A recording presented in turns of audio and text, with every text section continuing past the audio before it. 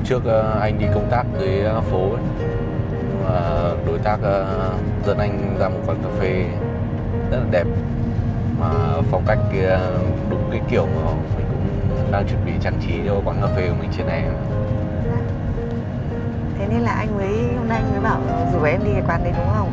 Đúng rồi, hôm nay anh sẽ đưa em xuống quán đấy để xem thực tế.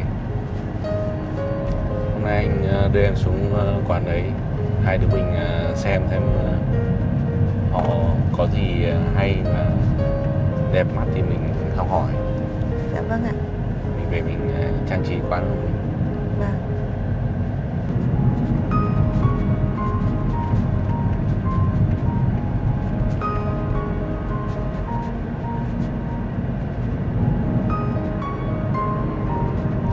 Anh ơi, xong rồi mình tranh thủ mình về sớm một tí, tại vì là hôm nay em phải đi họp phụ huynh cho IT. Thế à? Cũng hết một kỳ học rồi. Cô giáo bảo là mỗi một kỳ thì đi họp để mình nắm được những cái tình hình của con ấy, xem là con học với lại cả có cái sự tiến bộ so với những cái kỳ trước không. Chắc là tầm khoảng 2 giờ chiều là anh về, mình phải về sớm trước lúc đấy để em đi. Thế mình cứ sắp xếp về sớm, xong rồi anh sẽ đưa em đi họp phụ huynh, xong tiện thì sẽ đón Ivy luôn. Dạ vâng ạ. Em chả biết là liệu có được giấy khen không. Không biết lớp bé này có giấy khen không nữa. Năm ngoái thì còn nhỏ chỉ được phiếu bé ngoan thôi, còn không thấy được giấy khen. Thấy các chị lớp lớn hơn, anh chị lớp lớn hơn thì được giấy khen. Năm nay lên lớp hơn năm ngoái một bậc rồi thì nếu mà ngoan thì có khi được giấy khen đấy. Ivy ngoan thế thì kiểu gì chả được.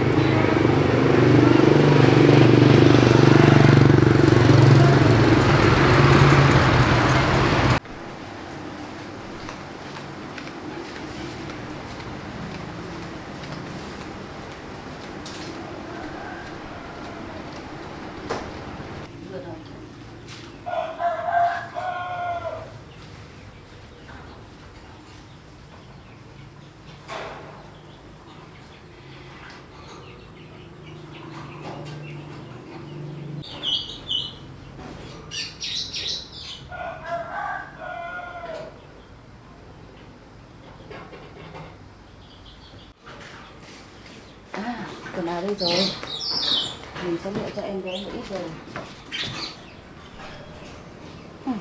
Bộ này đẹp này, bộ này còn có cả cái nơ đẹp, chắc Minh Châu mặc vừa đấy. Hay lấy bộ này, bộ này xinh mà, cái nơ cũng xinh. Ui, bộ này đẹp này, chốt đây, chốt bộ này một bộ. Bộ này đẹp quá, mặt xinh. Bộ cái này của con trai đấy, đấy vẫn còn bộ nữa này, hiểu không? Bộ này hay thế. Cái này được đấy, có 2 quả cà rốt hai bên, có cả con thỏ, có bông hoa, đúng kiểu con gái. Ôi, này nhìn đằng sau còn xinh nữa. Bộ này xinh này, lấy nốt bộ này nữa.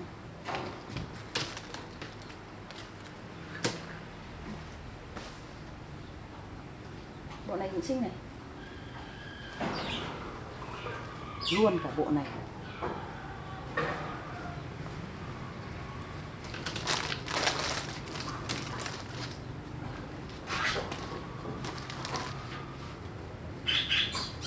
Cái này cũng xinh.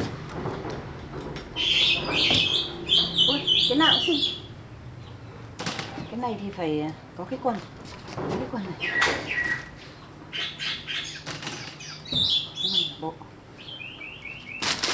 Ui, mũ này,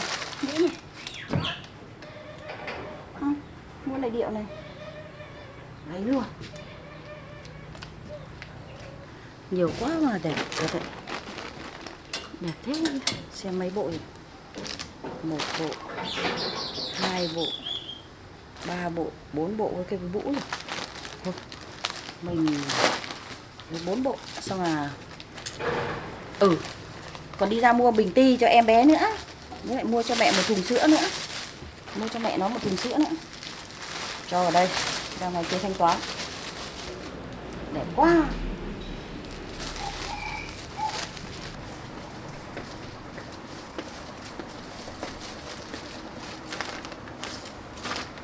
Chả biết còn biển không nhỉ? Biển, biển trẻ em đây. Chả biết là còn biển không nhỉ? À, hôm qua mình vẫn thấy trong buồng vẫn còn một bịch mới vừa mua, chắc mẹ nó vừa mới mua. Thôi mình đi mua cho em bé cái bình sữa, bình để ti. Bỉm mẹ nó có rồi, thôi mình tìm cái bình ti để cho nó lúc nào mẹ nó đi vắng mình còn cho nó ti, nó không khóc.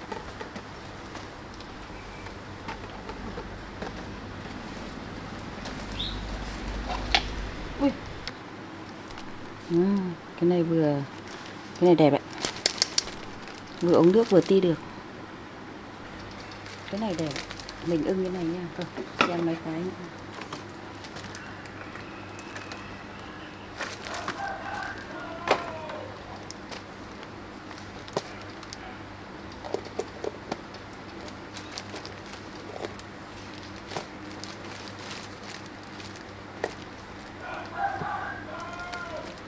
Cái này không đẹp, tròn trùng trục.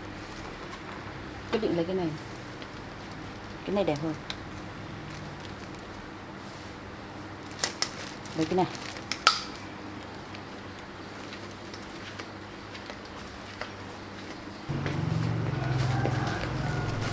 Ôi, con đĩa đẹp thế. Cái này thì cũng đẹp.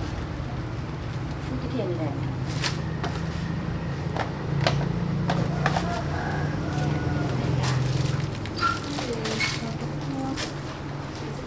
Này đẹp, cái này có cả cái tay cầm để cho tập ăn. Trên đây mình sẽ mua cái này một món. Một giải, một bát. Mình mua cái màu xanh. Mình thích cái màu xanh, mình sẽ lấy cái màu xanh. À nhưng mà con gái thì phải dùng màu hồng chứ. Lấy luôn một cái hồng nữa.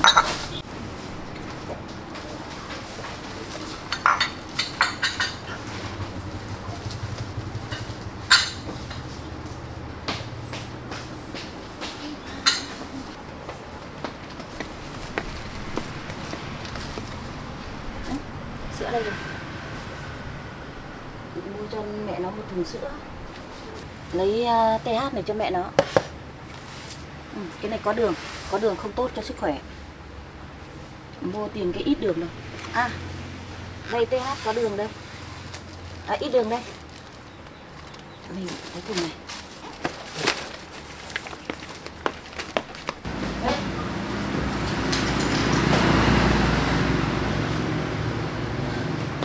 Toán tiền cho cô ở chỗ này.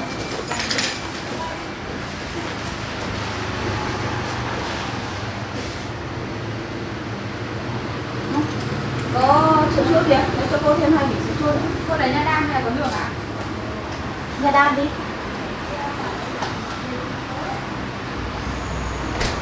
Đam đi 1 kg à? Tính hết đi.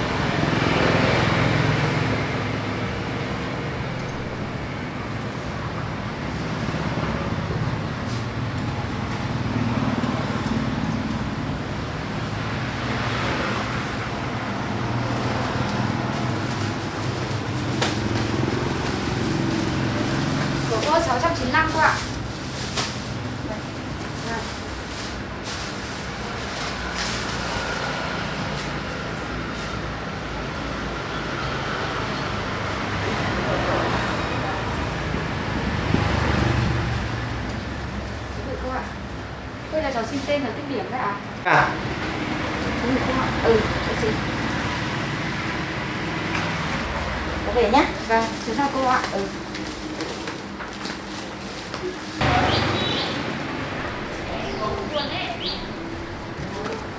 Về rồi.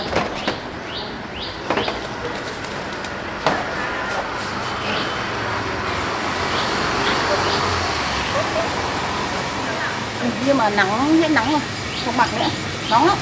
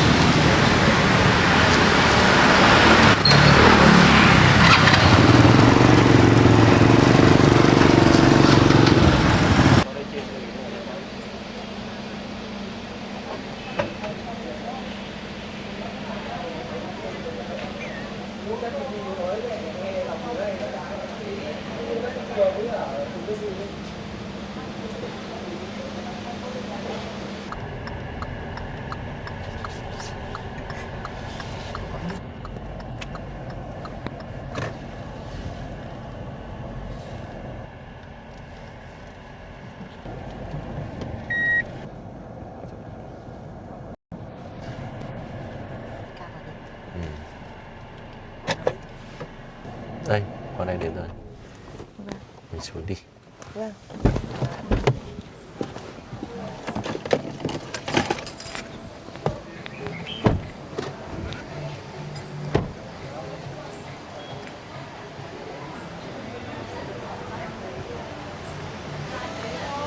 Nó đẹp này anh ạ. Công nhận đẹp. Đây, ngồi bên này cho mát đi.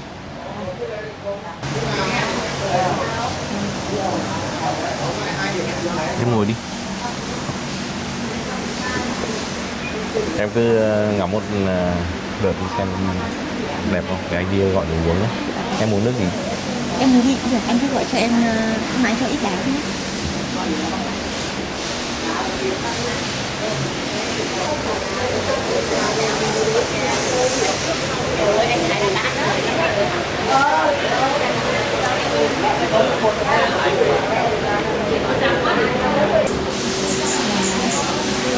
Ở này thiết kế kiểu sân vườn đẹp quá. Ở thành phố mà có một nơi như này là thật là tạo cho mình một cảm giác thiên nhiên và thư thái. Thiết kế thật là đẹp. Thiết kế đẹp thật, đúng kiểu mộc mạc mình thích luôn. Mà quán cũng khá là đông khách. Mặc dù thời tiết bên ngoài đang rất nóng nhưng mà có thêm cây xanh rất là mát mẻ. Ra nữa mình phải tham khảo hết thế rồi. Em ơi, cho anh gọi đồ với. Cho anh một trà đào cam xả và một nước ép chanh neo nhé. Ừ. Anh ngồi ở góc bên kia nhé, xong rồi em mang theo giúp anh.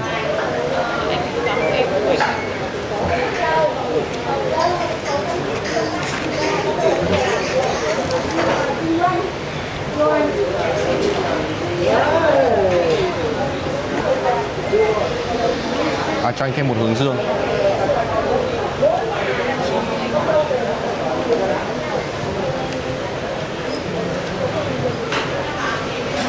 Ừ.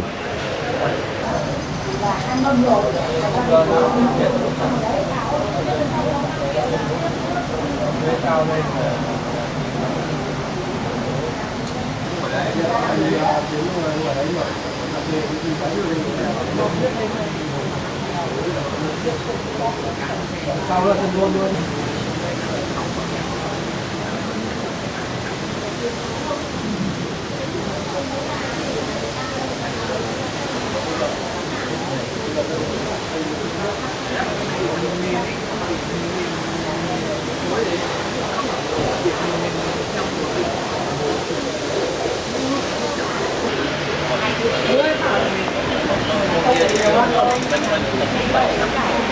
Quần áo thôi.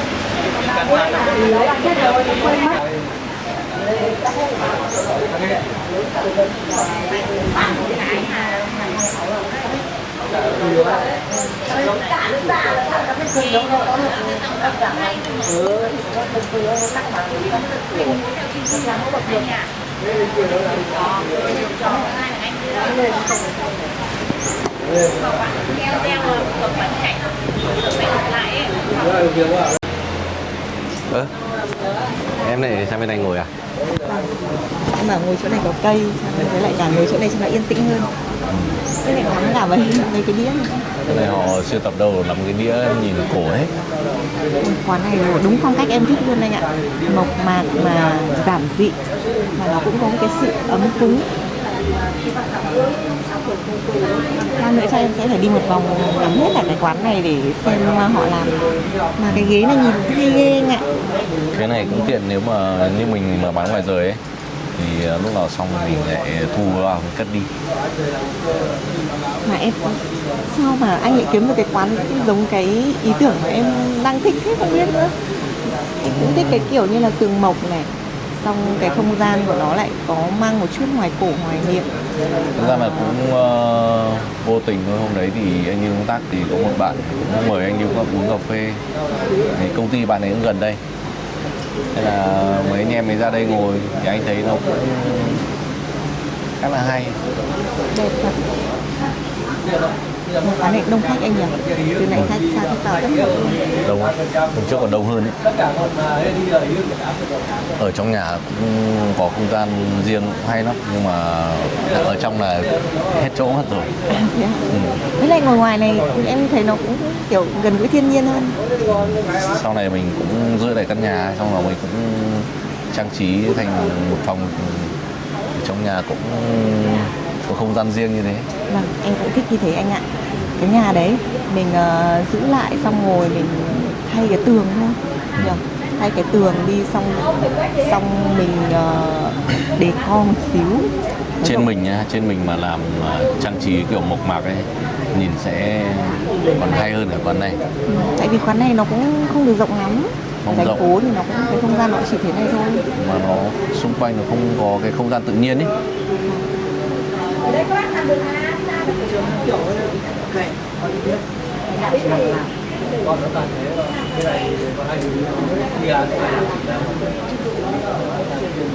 Ừ, cảm ơn. Anh gọi 2 cốc.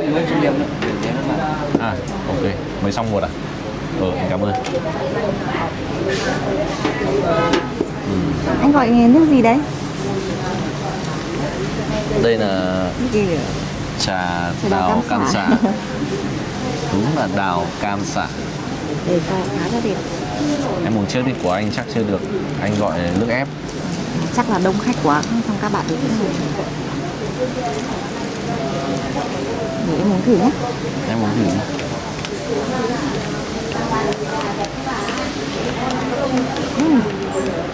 Ngon lắm anh ạ. Ngọt vừa phải.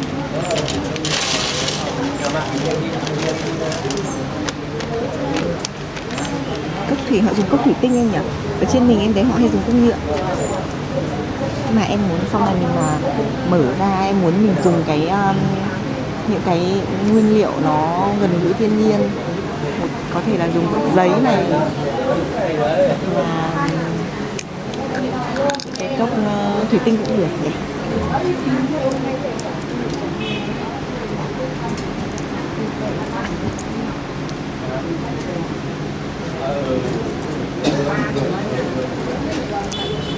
Em háo hức đến lúc mà mình mở quán cà phê ghê.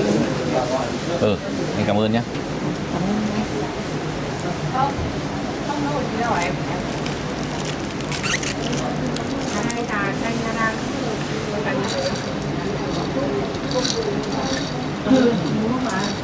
Anh gọi nước cam à? Đây là anh gọi nước ép chanh leo.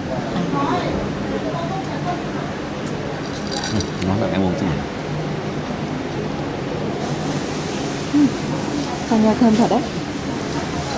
Nếu mà bán thì em cũng muốn bán nhiều những cái loại nó trái cây ấy. Mình hạn chế những cái dùng siro ra. Mình chủ yếu là mình sẽ dùng những cái trái cây tươi này. Những cái trái cây này mà mình lấy được tận vườn thì tốt nhỉ. Uống thử cái này xem.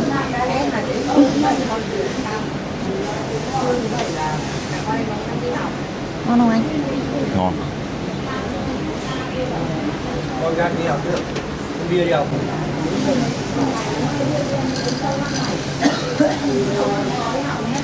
Mà cốc này thì có đắt tiền lắm không anh? Ở dưới này ý, họ mà bán ấy.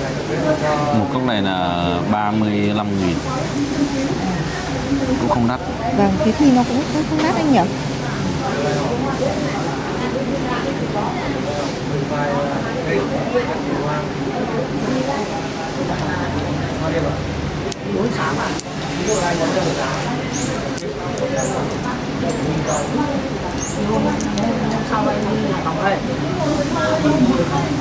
Anh nghĩ nếu mình mở ấy, mình tận dụng lại cái ngôi nhà đấy và tận dụng lại các cây cảnh xung quanh thì chắc là mình cũng không tốn quá nhiều chi phí đâu. Dạ vâng, mình cứ làm sao càng tiết kiệm càng tốt anh ạ. Vì bây giờ thời buổi kinh tế cũng khó khăn, mình mà đầu tư nhiều ra mà có lâu lấy lại được vốn ấy. Mình cứ làm sao mà càng tiết kiệm chi phí mà nó đủ đẹp là được thôi. Nói chung là cũng không cần quá tiết kiệm đâu, cũng làm cho nó đẹp mắt rồi. Vâng ạ. Đây này, như cái bức tường này họ cũng xây mộc ấy, giống như lần trước anh sửa cái chỗ văn phòng của anh ấy, cũng xây mộc lên không chát, nhìn nó cũng rất là hay. Vâng, em cũng thấy thích cái chỗ này mà. Mà hơn nữa là nếu như mà mình mà xây như thế này nó cũng tiết kiệm được chi phí anh nhỉ? Nó không mất cái tiền mà mình phải chát bên ngoài ấy, tiết kiệm được khá. Nó cũng nhìn rất là mộc mạc, gần gũi ấm áp.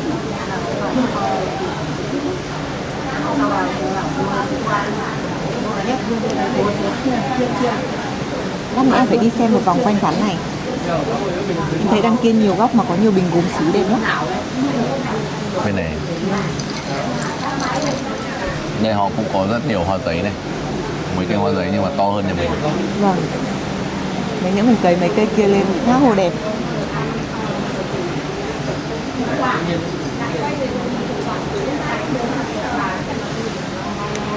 Từ bên kia họ làm như kiểu là giả đất ấy, nhưng mà thực ra là xi măng ấy, xây lên.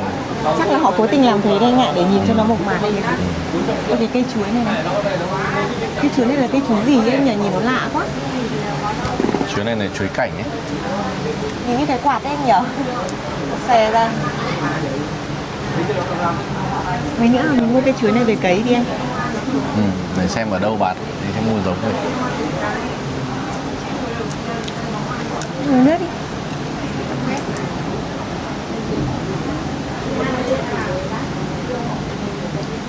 Uống nước đi.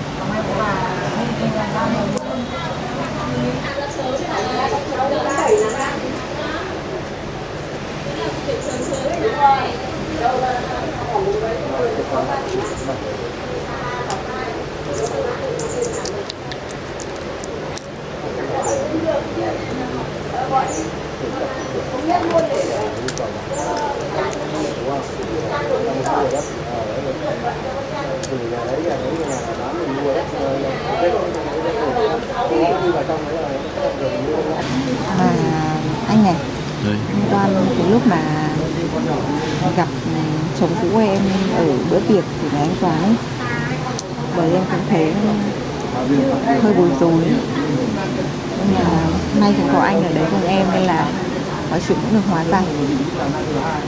Vì em cũng bảo là chả tội gì mình phải cảm thấy ngại ngùng gì khi gặp lại anh ta cả. Bây giờ đối với mình anh ta chỉ còn duy nhất một thứ đó chính là bố ruột của Ivy thôi, chứ còn không có gì hơn cả. Lúc đấy chắc anh cũng hơi khó xử. Anh cũng bình thường, bởi vì mọi chuyện cũng đã qua rồi. Em cũng nghĩ thế. Giờ em cứ bình thường mà sống rồi mình phải nghĩ cho mình, với lại cũng phải nghĩ cho tương lai nữa. Chả tự gì mình phải cứ loanh quanh mãi với những cái quá khứ đấy nữa nhỉ. À, đấy nhắc đến chuyện hôm đấy mình nhớ. Hôm đấy anh cũng hỏi Toàn ở mãi, mà lúc đấy Toàn bảo đông người không tiện nói, nhưng mà lúc về Toàn cũng bảo với anh chuyện của Minh Châu ấy. Hôm qua lúc đấy em cũng thấy mẹ của anh Toàn vui lắm, xong cũng nói chuyện kiểu của anh Minh Châu nhưng mà cũng không thể nói rõ. Chắc là lúc đấy cũng đông người, em cũng chả kịp hỏi Trang vì nhiều cô bác đến chơi xong cũng thi nhau bế em bé ấy. Mình cũng chỉ kịp tặng mỗi cái món quà mà lúc hai đứa mình đi mua ở quán đấy cho Trang, xong rồi ra cũng hộ bổ hoa quả với lại cả bưng bê mấy cái đồ ăn lên phụ mọi người, chưa kịp hỏi rõ. Thế là Trang cũng chưa kể gì với em về chuyện Minh Châu à? Em chưa nghe rõ gì cả, em chỉ nghe loáng thoáng hình như là cái gì mà mừng cho Minh Châu với lại cả anh Toàn, mà em cũng không rõ là mừng cái gì. Thực ra chuyện nó cũng anh cũng thấy rất là bất ngờ. Lúc về thì Toàn cũng có gọi điện bảo với anh là thực ra Minh Châu chính là con ruột của Toàn. Đấy. Sao lại thế anh? Là như nào? Đầu tiên Rõ anh ràng là Minh Châu là con của người yêu cũ Trang mà. đấy thì anh cũng nghe xong anh cũng rất là bất ngờ và không hiểu kiểu gì mà tự nhiên bây giờ Minh Châu lại là con gái ruột của Toàn. Toàn cũng bảo là em cũng đã đi xét nghiệm ADN rồi, kết quả là chính xác. Ui thế thì còn quá mừng chứ còn gì nữa. Chả trách nào hôm qua bác mẹ anh Toàn vui thế. Nhưng mà sao lại thế anh nhỉ? Sao mọi chuyện lại như vậy ta? Anh cũng hỏi Toàn nhưng mà lúc ấy cũng chắc Toàn cũng vội sao ấy, thì đầu anh cũng thấy rất là bất ngờ. Anh hỏi Toàn thì Toàn cũng chỉ bảo là đấy chuyện đi xét nghiệm ADN đấy thì đã kết quả chính xác 100% rồi, nhưng còn chuyện rất là dài thì lúc nào Toàn gặp anh thì sẽ kể cho anh sau. Nhưng mà anh thấy cũng hay thật đấy. Trời ơi mừng quá anh ạ. Thế thì như kiểu trên phim vậy. Anh cũng đang rất là thấy khó hiểu, không biết như thế nào, bởi vì như trước là bảo là trước khi hai đứa yêu nhau là Trang nó có bầu rồi, Thì thế. mà bây giờ lại là con của Toàn. Toàn cũng bảo là để mai ra văn phòng không là nó sẽ kể đầu đuôi câu chuyện cho anh. Ôi đúng là chắc là Chúa cũng nghe được lời thỉnh cầu. Mọi chuyện cuối cùng đã ổn, có một cái kết thúc thật là đẹp. Mai Mừng thế. Toàn kể chuyện cho anh, xong anh sẽ kể với em nhé. Chẳng trách em thấy Minh Châu giống anh Toàn quá cơ. Thì đấy thì chắc là cũng thấy giống, Chắc là thấy giống nhau quá, xong rồi đi xét nghiệm. chứ còn sự tình trước đấy như thế nào thì chắc phải mai anh hỏi lại Toàn biết được. Trời ơi thật là kỳ diệu anh ạ. Bảo là sao lại thế, rõ ràng là con của người yêu cũ, bây giờ lại đùng một cái lại là con của anh Toàn. Thế mới hay. Khó hiểu thật. Ôi chắc nào hôm qua bác gái bác vui thế. Em thấy bác còn có vẻ như kiểu là cũng uống hơi nhiều một chút ấy. Chắc là bác vui quá. Em uống nước đi. Vâng ạ. Em có ăn đồ ăn gì không để anh gọi? Em không ăn gì đâu.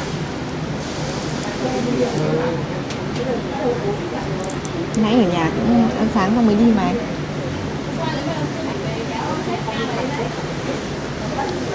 Không biết là Trang đã đi xuống dưới spa chưa nhỉ? Thôi chuyện này chắc cái chuyện về Minh Châu ấy, đến lúc nào Toàn kể cho anh thì anh sẽ kể lại cho em. Không nhớ đâu hay Khó nói, nhiều thứ nó khó nói. Trang với Toàn thì có điều gì khó nói. Thì kệ đi, mình cứ để cho có gì anh Toàn chủ động kể cho anh thì anh kể cho em, còn không thì thôi anh cũng đừng hỏi. Nhỡ đâu có chuyện tế nhị khó Toàn nói. Toàn bảo là để mai hoặc ngày kia nó ra văn phòng nó sẽ kể chuyện với anh mà. Uống nước đi anh. Anh uống gần hết rồi để nước ngon rồi. Đi thử một vòng quanh khu này đi.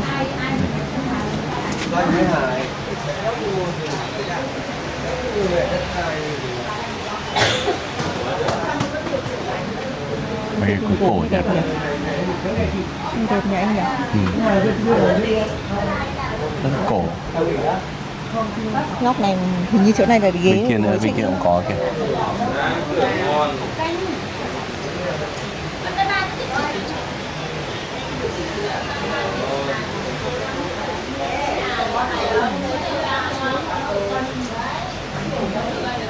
Cũng rất hay nhỉ.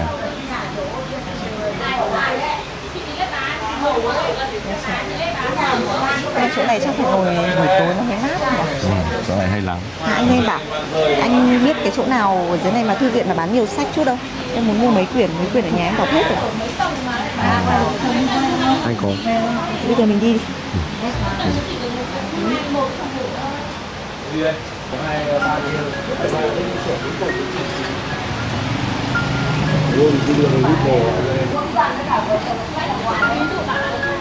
Mộc mạc nữa nhỉ? Khá là hay. Gây thương nhớ. Mà giữa thành phố này có một quán như này.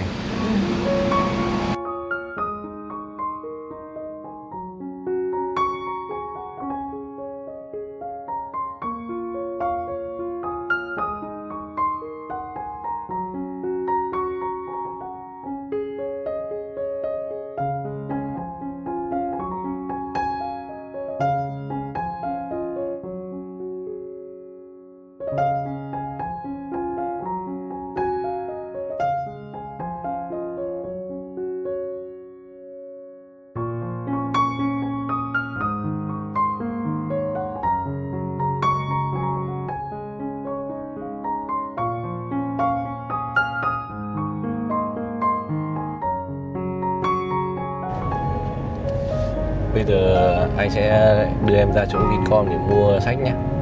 Dạ vâng. Ở chỗ nào nó nhiều sách một chút, ở trên nhà mình cũng có chỗ bán nhưng mà cái cửa hiệu đấy hơi ít sách, chọn nó không được nhiều cái quyển mình cần ý. Nên là em muốn đi mua ở chỗ nào nhiều một chút. Vincom cũng ngay gần đây. Vâng.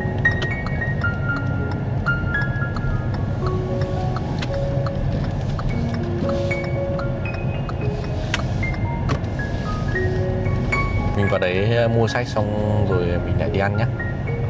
Thôi, em bảo phải sớm mà để chiều còn đi họp cho IB nữa. Với lại cả là vừa mới uống nước xong em cũng no lắm. Ôi, mẹ vui quá, thui mất rồi không thể nghĩ được này. Đây này có ít bánh này. Rồi mẹ để nhà ăn đi, không phải con ở dưới có thiếu gì đâu mà. Mẹ chuối Đấy, của nhà thế này. Chuối này thôi. Đấy, Chuối ngon thật đấy. chuối của nhà chín đấy. Vâng. Ăn xin bà. Thôi, mang xuống để em bé của bà thì để mẹ ăn nhỉ, mẹ ăn cho em bé Vũ Ti nhỉ. Vâng ạ. Nè. Đấy. Ôi, nhỉ. Mẹ thôi vợ chồng con vào đây chơi một chút thôi, xong là chắc vợ chồng con xin phép để con đưa Trang với cả em bé xuống Sapa chơi sớm. Ở lại chơi tí nữa đã. Mà hai đứa ở lại ăn cơm đã. Thôi rồi mẹ ạ, đi. chắc là bọn con xin phép bọn con đi xuống Sapa luôn thôi. Tại vì cũng về được 2-3 hôm rồi ấy. Cũng sốt ruột từ giờ đấy.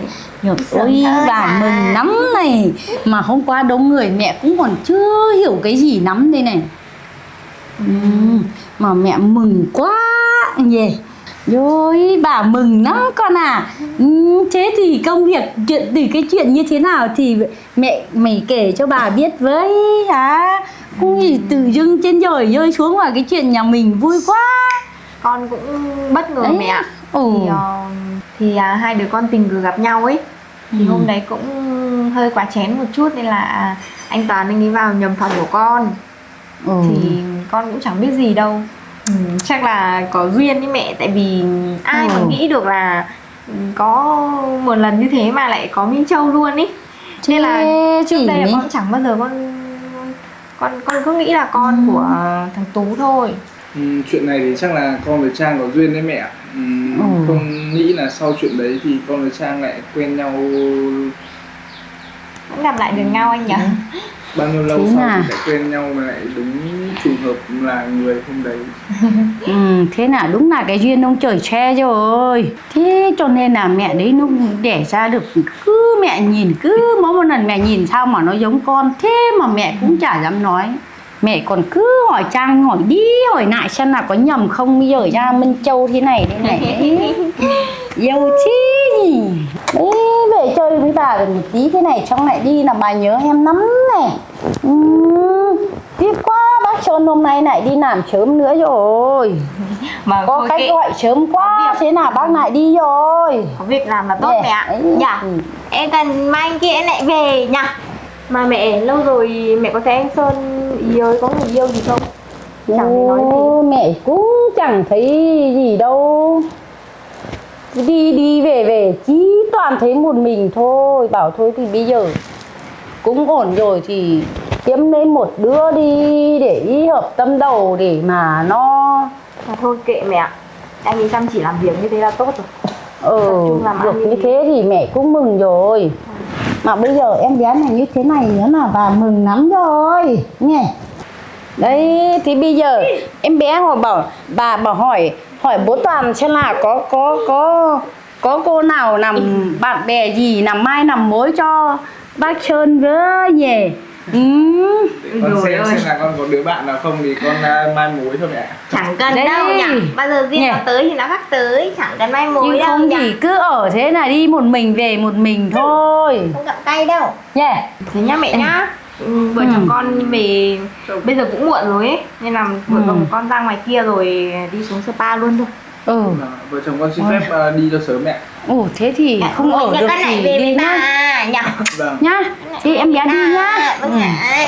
Đây. Em xách cái túm đồ. Này, mang cái này đi xuống dưới đấy mà ăn này. Vâng ạ, con xin. Đi không ơi, con chào bà. Chào bà đi nào. Chào bà Nha, đi. bà bye bye em nhá. Chào bà Đấy, ngoại nha. bà bye bye em nhá. Vâng ạ.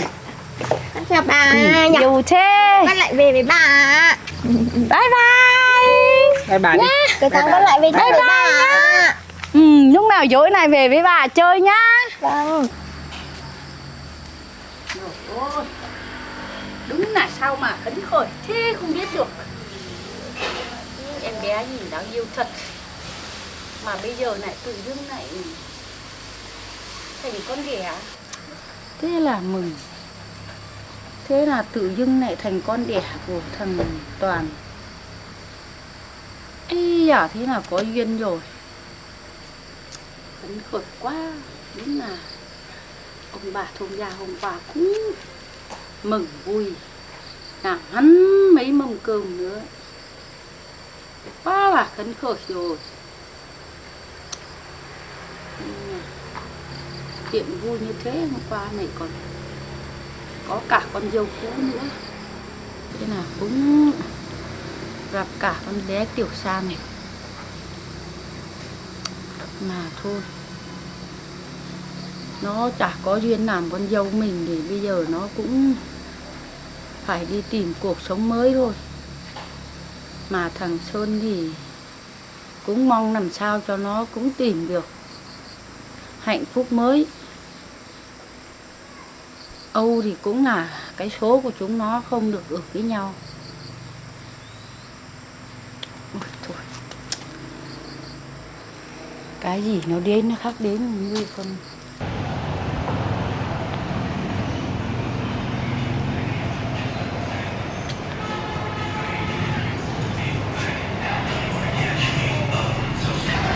Đây, sách ở trên kia.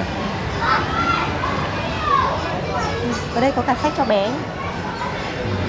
Cái này. Bỏ giấy dép ở dưới.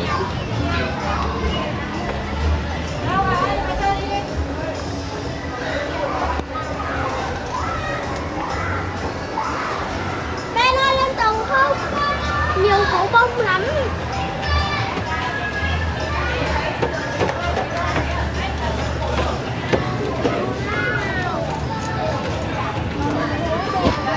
Wow. kho tàng sách luôn.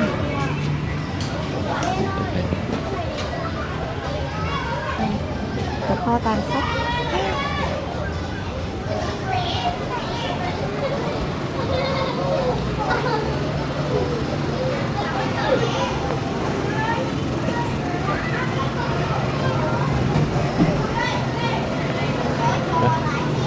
Có cả sách cho trẻ em, chuyện cho trẻ em. Nhiều quyển hay quá. Chắc tí nữa em sẽ mua một quyển để kể chuyện cho Ivy.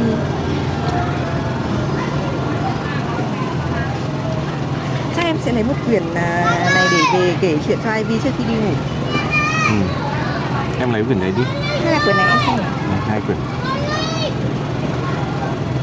Quyển này đi. Em thấy quyển này nó nhiều hình kiểu Lấy quyển hấp này dẫn đi. hơn. Vâng. Đây cầm. Vâng. Bên kia còn kìa. Ở đây nhiều sách nhìn để mê luôn mà anh ạ.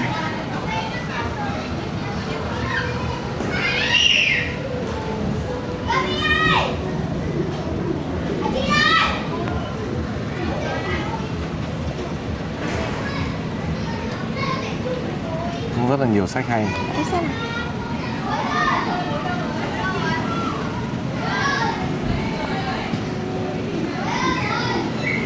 Đây là quyển Atlas địa lý về những danh lam thắng cảnh khắp toàn thế giới anh nhỉ.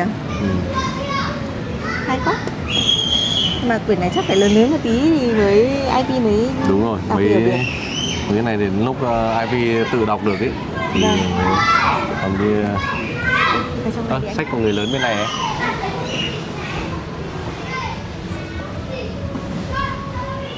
Đấy, sách của người lớn này.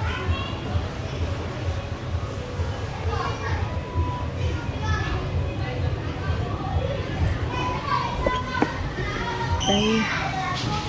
Quyển này được này anh. Nha. Lấy quyển này nhá. Em lấy quyển đấy đi. Em cầm cho em. Để xem bên kia xem còn sách nào hay không.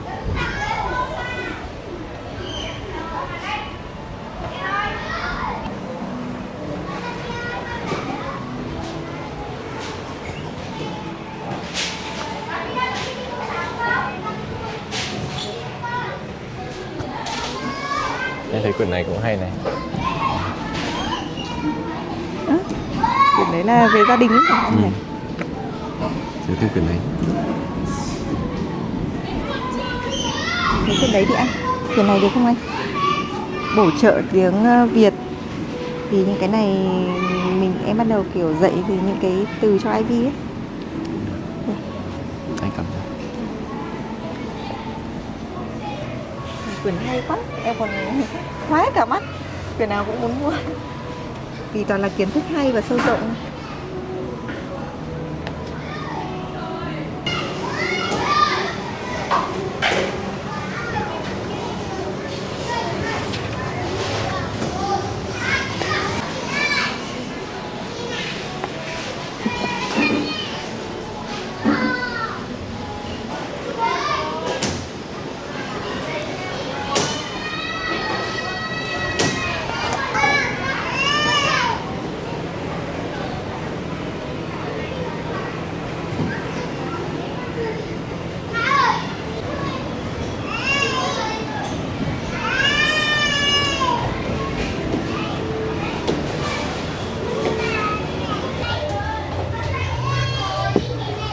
Em chọn đủ chưa? Không chọn đủ rồi. Như thế đi. Thế mấy quyển này thì đọc tiếp thì đọc hết hôm nào lại tiện mua tiếp.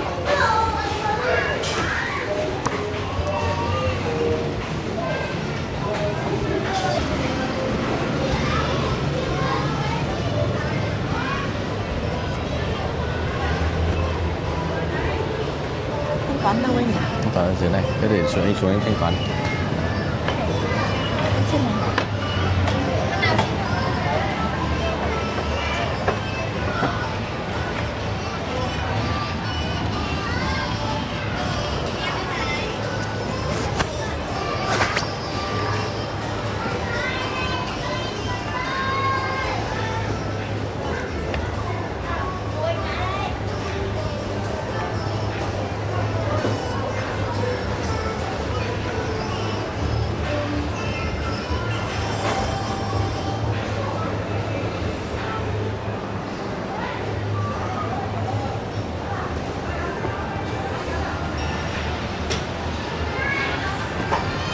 Tên thanh toán.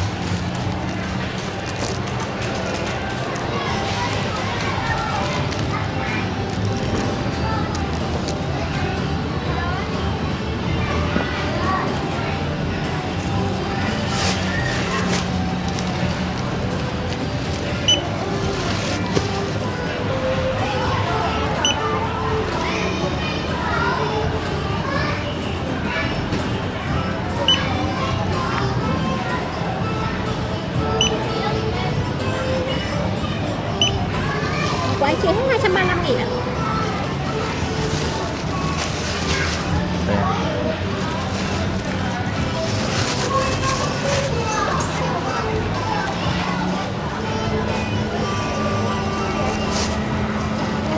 Đây. Cảm ơn ạ. Em đi đi ạ.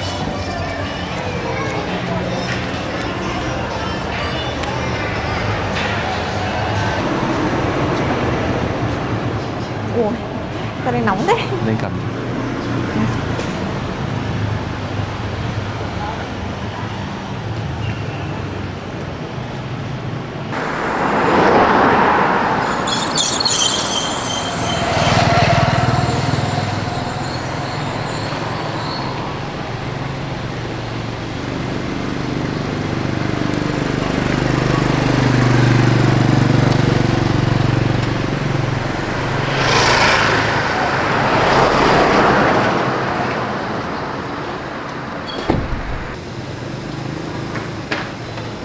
Nhà bà lội rồi. Đi nào.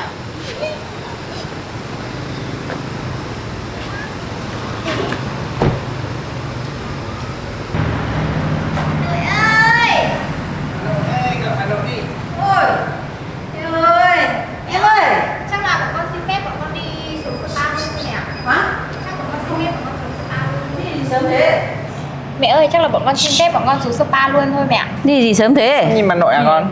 Đi hơi, con đi hơi. Trời, đi vào bà ngoại gì mà lâu thế hả? Đi về bà ngoại làm lâu làm bà nội chờ mãi này hả? Nào, về tí xong đi nào. Thôi. Hôm nay lại về bà nhá. Vâng ạ. Nhá, ôi cười á, yêu thế. Đi bà lại nhớ rồi. Bà đi, chào bà đi. Bye nào. Em ơi. Chào bà như nào? Nhà bà. Chào bà, con đi thôi. Đi nhá. Con đi ngủ. Chờ mẹ một tí. Chờ mẹ một tí đã nhá. Ê, Minh Châu ơi. Minh Châu ơi. Con đi mà. In. Minh Châu ơi. Đây, vừa nãy bà đi siêu thị và mua cho ít đồ này. Mua nhiều thế. Cái này là mua cho mẹ nhá. Ôi Đây. giời ơi, mẹ, cái mẹ chủ Cái này, quá. đây. Vâng. Đây, mẹ mua này. Bình ti này đẹp không? Ôi, xinh quá. Bây giờ bà nữ chị. Đây, bà mua quần áo cho em này. Đây này, xinh không? Đẹp quá. Xinh không? Như mặc nhá. Mấy bộ liền đây. Đây, bộ này cũng xinh này, màu hồng Bộ này đẹp này. Bộ này Đấy, đẹp. xinh quá. Bộ này có cả cái nơ con ạ. Vâng. Có cái nơ đây này. Vâng. Đấy. Mấy nãy em đi chơi Đây, mặc nhá. đi chơi mặc nhá. Này có cả nơ nhá. Con xin bà. Có cả nơ nha. Cảm ơn bà. Đi em mặc nha, mặc điệu nha. Chả biết bà mày đi gì mà lâu thế, chưa thấy về mà đi giả chăn từ nãy đến giờ rồi. Sáng nay bọn con đi, bọn con cũng bảo bố rồi mẹ ạ. Bảo rồi gì? Vâng. Thế thì các con đi đây. Này. Đây này. Chào bà đi nào. Chào bà nội đi con. Đi. Con đi nha. Ôi cười à. Ôi vui con chó con của bà. Con đi đây Thế ạ. đi nhá. Vợ chồng đi làm nhá. Vâng. Đi cẩn thận con nha, toàn nhá. Vâng. Vâng. Em đi nha. Bye nha. Eo ơi. Đấy. Lên đi con.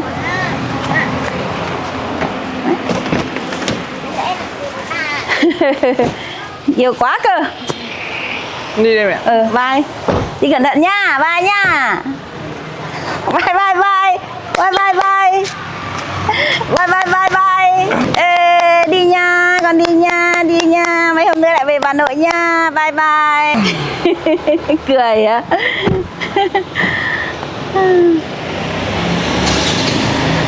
Bye bà đi. Wow. Bye. Wow. Bye bye bye bye nha. Bye nha, cười á. Ôi, yêu thế. Ôi đi rồi, đi nhớ quá cơ. Về mấy hôm vui vui không lại đi. Đi rồi. Thôi mấy hôm nữa bảo Toàn phải đón về nhà chơi mấy hôm.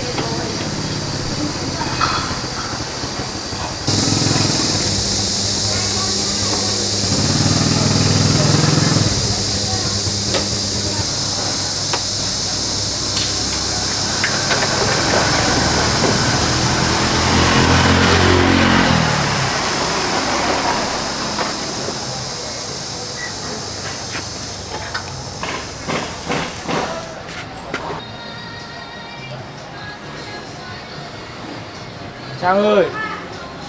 Trang. Trang ơi. Trang à? Ai đấy nhở? Trang ơi. Anh đến đây làm gì vậy? Anh đến đây gặp con. Con á?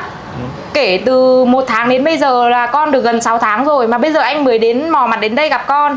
Anh như thế anh thấy mình có xứng đáng làm bố không? Anh bận đi làm mà. Kể cả anh bận đi làm thì anh cũng có thể nhắn tin gọi điện để hỏi thăm con chứ. Anh có biết con đến bây giờ được bao nhiêu tháng rồi không? Anh đã gửi được cho con hộp sữa nào chưa? Mà tự nhiên bây giờ anh lại mò mặt đến đây anh đòi gặp con. Anh biết lỗi rồi mà. Thôi anh đi về đi, anh không xứng đáng làm bố của nó đâu. Anh đi về đi, đây là chỗ làm việc của tôi. Trang, cho anh gặp con đi mà. Thôi, cho anh gặp con đi mà. Anh biết lỗi rồi. À, bây giờ tôi cũng có chuyện muốn nói với anh. Nhưng mà đây là chỗ làm việc của tôi, nên là anh với tôi ra quán nước nói chuyện. Kia, tôi với anh sang quán nước bên kia nói chuyện. Anh sang bên đấy trước đi. Anh hiểu rồi.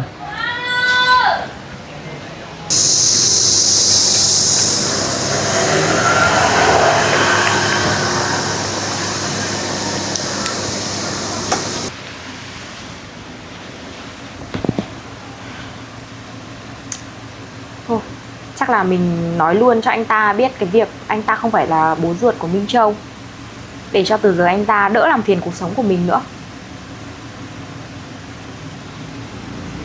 Bà Vú ơi, bà trông Minh Châu giúp cháu nhá, cháu đi ra ngoài này có chút việc ạ. Vâng.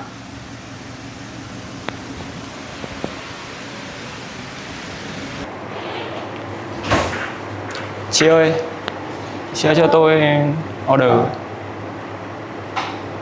Chị cho tôi một cốc cà phê sữa, với là một cốc sữa chua đánh đá, ít đường. Tại vì cô ấy không uống đường ngọt.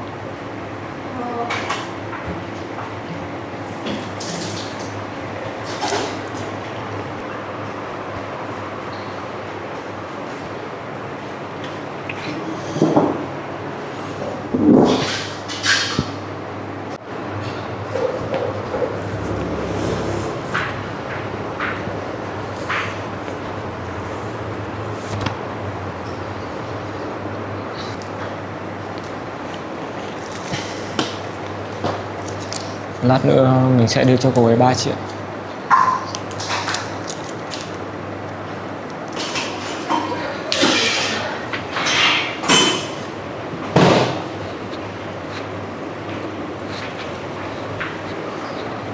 Cô ạ.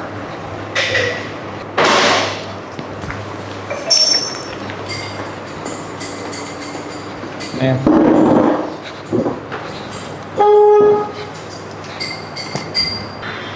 Anh vừa gọi sữa chua cho em rồi đấy. Sữa chua đánh đá, ít ngọt cho em.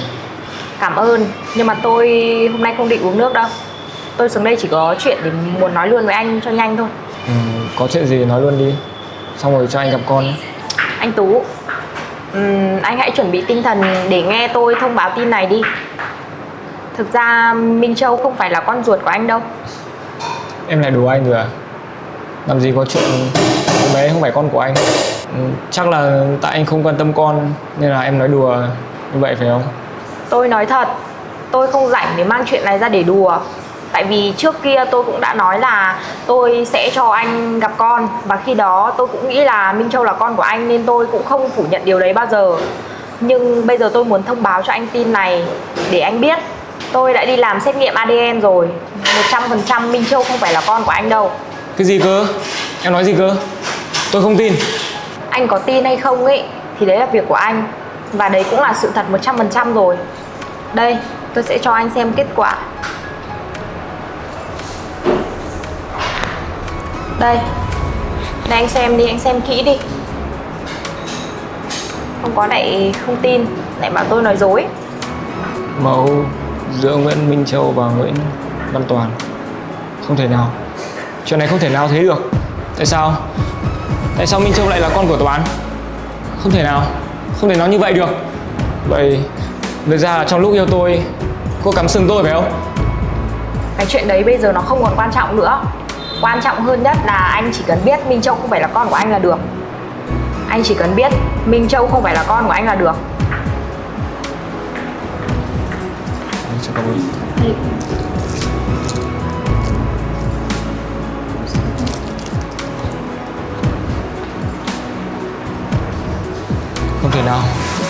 Không thể nào có chuyện như vậy được. Không thể. Đây là sự thật, anh hãy chấp nhận cái điều đấy đi. Và tôi cũng nói luôn cho anh biết, tôi không phải là cái loại phụ nữ như thế. Tôi không cắm sừng anh. Anh hãy nhớ lại đi. Cái lúc đấy, anh là người chia tay tôi và đi theo người con gái kia. Sau đấy, một thời gian rất lâu thì tôi với anh mới quay lại. Không thể nào. Không có chuyện như vậy được. Tôi không tin. Anh không tin đấy là việc của anh. Còn đấy, tất cả mọi chuyện thì tôi đã nói rõ ràng với anh rồi. Bây giờ tôi đi về trước đây.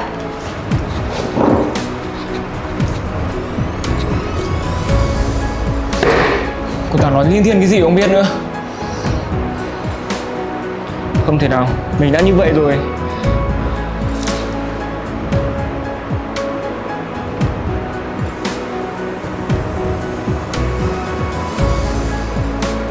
Tôi có cách rồi. Bây giờ mình phải tự đi tìm hiểu cái chuyện này được. Mình không thể tin được ai hết.